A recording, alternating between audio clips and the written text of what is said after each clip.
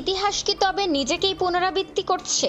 মধ্যপ্রাচ্যের উত্তাল সমুদ্র সীমা হরমুজ প্রণালী আজ আবারও বিশ্বযুদ্ধের আশঙ্কায় কাঁপছে। মার্কিন প্রেসিডেন্ট ডোনাল্ড ট্রাম্প যখন তেলবাহী জাহাজের পাহারায় নৌবাহিনী নামানোর কথা ভাবছেন, ইতিহাসবিদরা তখন আঁতকে উঠছেন 40 বছর আগের এক নির্মম স্মৃতি মনে করে। সেই রক্তক্ষয়ী ট্রাঙ্কার যুদ্ধ কি তবে ফিরে আসছে? সময়টা 1980-এর দশক। ইরান ইরাক যুদ্ধের ভয়াবহতায় উত্তাল পারস্য উপসাগর। ইরাকি নেতা সাদ্দাম হোসেন ইরানের অর্থনীতি পঙ্গু করতে তাদের তেলবাহী জাহাজে হামলা শুরু করেন। পাল্টা জবাবে ইরানও আক্রমণ চালায় বাণিজ্যিক জাহাজে। শুরু হয় ইতিহাসের কুখ্যাত ট্যাঙ্কার যুদ্ধ। কুয়েতের অনুরোধে মার্কিন নৌবাহিনী শুরু করে অপারেশন আর্নেস্ট হুইল। কিন্তু এই নিরাপত্তা দিতে গিয়ে ঘটে এক ভয়াবহ বিপর্যয়। 1987 সালের 17 মে মার্কিন যুদ্ধজাহাজ ইউএসএস স্টার্ক টহল দিচ্ছিল উপসাগরে।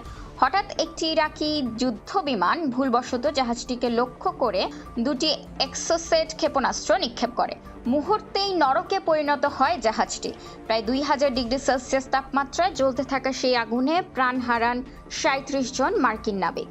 ডুবন্ত জাহাজ আর লেলিহান শিখার মাঝেও নাবিকদের বীরত্বে সেবার রক্ষা পেয়েছিল ইউএসএস স্টার্ক। কিন্তু বর্তমান পরিস্থিতি আরও জটিল। বিশ্লেষকরা বলছেন 40 বছর আগে শুধু মাইন আর ক্ষেপণাস্ত্রের ভয় ছিল, কিন্তু এখন ইরানের হাতে আছে অত্যাধুনিক ড্রোন এবং নির্ভুল লক্ষ্যভেদী মিসাইল। এমনকি সাম্প্রতিক ফ্রেন্ডলি ফায়ারে কুয়েতি বাহিনীর হাতে মার্কিন যুদ্ধবিমান ভূপাতিত হওয়ার ঘটনা প্রমাণ করে যুদ্ধের ময়দানে ভুল বা বিশৃঙ্খলা মূল্য কতটা চড়া হতে পারে। বিশ্বের মোট তেলের প্রায় 20% এই সরু পথ দিয়েই পরিবাহিত হয়। এই পথ বন্ধ হওয়া মানেই বিশ্বের অর্থনীতিতে ধস নামা।